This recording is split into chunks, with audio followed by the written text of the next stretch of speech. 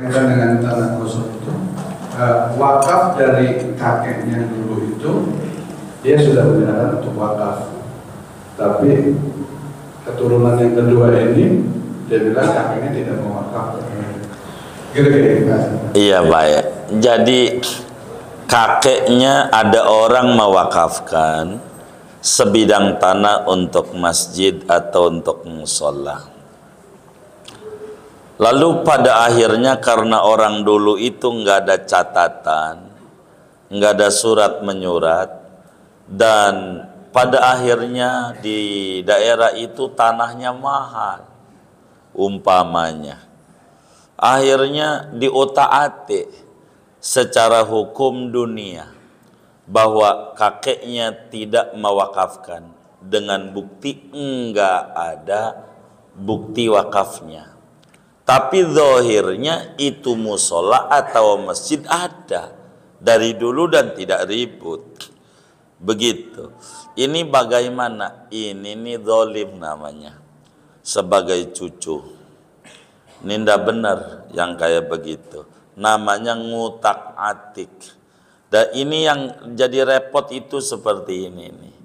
Kenapa kadang ada sertifikat ganda dan seterusnya? Itu gara-gara kayak begitu tuh. Ini mau orangnya aja yang kurang rapi.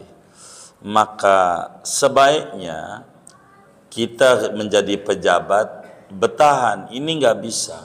Buru-burulah dibuat aturan. Dari zahirnya ini dengan dibangun masjid, bangun ini, tentu ini tanah wakaf.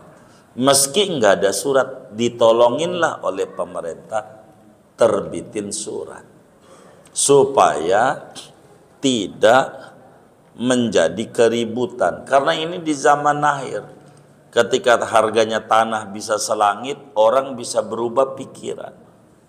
Begitu.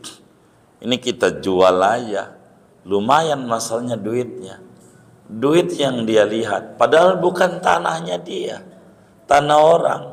Kayaknya gue masih ahli warisnya dah, diurut-urut begitu, ada aja begitu, begitu. Jangan-jangan kita ini kalau diurut ahli waris dari Nabi Adam juga ini, maka ini tanah ini punya kita semuanya. Ini jadi repot yang kayak begini. Jadi ini adalah penyimpangan yang kita harus nasihati pelan-pelan, tindakan yang tidak benar adanya. Ini begitu, namanya mau merampas hak Allah ini, karena udah wakaf.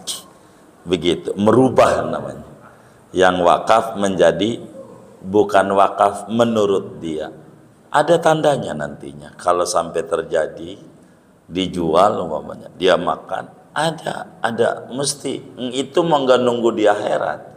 Di dunia aja ada kejadian. Ada satu cerita, ini sama wilayahnya kota Tangerang juga, saya nggak sebut daerahnya. Musola kasusnya, tapi nggak jauh dari tempat ini, nggak jauh. Artinya nggak nyampe 10 kilo, nggak nyampe dari sini nih. Jadi pas bapaknya mati tuh musola kata dia kagak wakaf. Ini sama kasusnya, dijual, dibeli oleh teman kita. Harganya sekian, saya nggak mau sebut, takut ada yang tahu saya sebut harganya. Dibeli, jadi teman kita bilang, ah ini nggak benar. Akhirnya dibeli.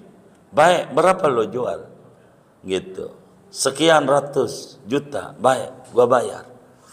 Biar supaya tetap musola. Itu udah bolong temboknya, karena dia mau dirobohin, tanah mau dijual. Dapatlah tuh duit. Setelah dapat duit itu, dia sakit. Sakit parah. Masuk rumah sakit. Ini kisah nyata. Jadi pas duitnya habis, mati dia. Jadi nggak menikmati barang sedikit pun tuh duit. Ini orang, ini kisah nyata. Kisah nyata. Jadi duit yang dia dapat, dia sakit. Satu payah banget. Masuk rumah sakit. Jadi habis dia ngerobohin tembok itu, dia jatuh sakit. Sampai duit yang dia dapat dari jual musola itu habis, mati. Begitu, mati. Dibeli sama teman kita karena teman kita nggak mau, daripada ini musola kasihan orang kampung, jadi akhirnya gua bayar. Habis akhirnya. Itu seperti itu. Dan ini kisah nyata. Artinya jangan sampai terjadi kayak begitu. Ngerubah sesuatu yang sebetulnya wakaf karena alasan gak ada surat. Orang dulu mau buat musola, buat masjid, jual beli aja jadi aja. Begitu, bener nggak? Begitu orang dulu, jadi aja, nggak pakai surat. Lu bagi duit sama gue mau ngawinin tuh tanah tuh buat lu. Begitu orang dulu, jadi aja. Orang dulu itu begitu. Dan hukum itu berlaku dengan adat yang berlaku saat itu. Kurang lebih demikian. Allah a'lam. Baik. Assalamualaikum warahmatullahi wabarakatuh. Waalaikumsalam. Terkait dengan tanah gosok ini, tapi agak di luar sholat nih. Ini berkaitan dengan pedagang nih, jadi pedagang yang jualan di tanah trotoar atau di atas saluran, Kiai. Itu bagaimana tuh hukumnya bagi penjualnya dan kita yang beli juga hukumnya. Demikian, terima kasih. Assalamualaikum warahmatullahi wabarakatuh. Waalaikumsalam warahmatullahi wabarakatuh. Bagaimana bila ada orang dagang di fasilitas umum yang milik bersama? Maka dilihat apakah pemerintah kemudian itu menyetujui itu karena dia bikin pasar kaget begitu. Karena pemerintah menyetujui, maka tidak mengapa. Yang kayak begitu boleh begitu. Kalau pemerintah obrak-abrik berarti tanpa ada izin, itu bisa dilihat di sana. Jual belinya ya sah aja. Hanya berbicara dia memakai tempat yang tanpa izin. Begitu. Tapi kalau kemudian pemerintah izinin, tidak mengapa. Karena pemerintah punya kebijakan, punya wewenang. Itu begitu. Begitu, punya wewenang. Jadi dilihat saja. Ada apakah dapat izin? Biasanya suka dibikin pasar minggu atau pasar malam dadakan. Suka ada kayak begitu. Pemerintah fasilitasi. Enggak apa-apa kalau seperti demikian. Kurang lebih demikian. Wallahu a'lam.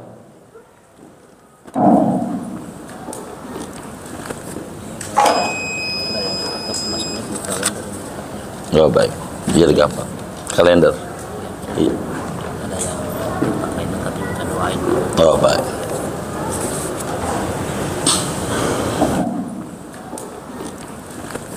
Kita baca Fatihah. Ini ada wakaf dari hamba Allah. Pahalanya untuk almarhumah Ibunda Fatimah binti Ori, Bapak Ujang Junaidi.